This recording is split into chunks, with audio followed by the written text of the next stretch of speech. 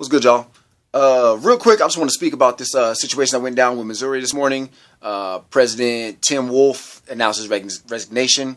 Now, first of all, shout out to all the students involved with the Concerned Student 1950 movement. Shout out to all of them. Their efforts contributed to this. But I want to focus on the football team. Standing ovation to those young men, and as well as their coaches, for getting involved. As I say all the time, when you have situations, do something productive. Now, some of the students approached the football team and was like, yo, y'all have a real power. Y'all have a lot of power right now to help this.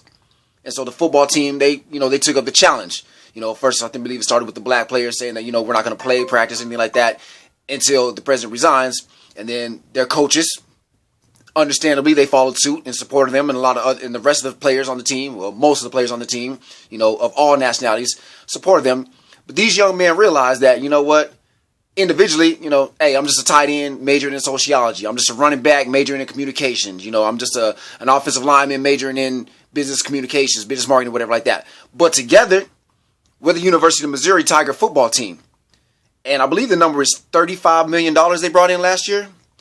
Now, I don't know any entity that's just going to let $35 million slide. So again, these young men recognized the power that they had, the strength in their numbers. They unified. They didn't break anything. They didn't destroy anything. Not one punch was thrown. Nothing was set on fire. No windows were broken. No cars were flipped over. They recognized the power they had. They united. They came together and they got something done. Now, again, to be clear, the problem did not start with Tim Wolf. And now that Tim Wolf has resigned, that doesn't mean the problem is magically going to go away. We still need to have some follow through.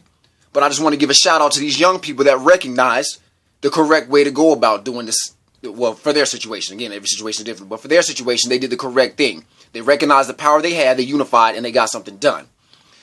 Also, for the people, because I remember I posted an article about this a few days ago on Facebook, and a lot of people came at me with this, oh, well, they got scholarships and blah, blah, blah.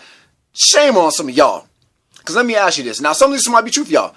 If that was your kid, if your kid was a student at the University of Missouri, if your kid was on that football team, knowing the turmoil that's going on that campus, and again, I don't know of it first. I've heard of it, but I don't know of it firsthand. I don't live on that campus. I'm not in that community, so I can't speak to how it feels.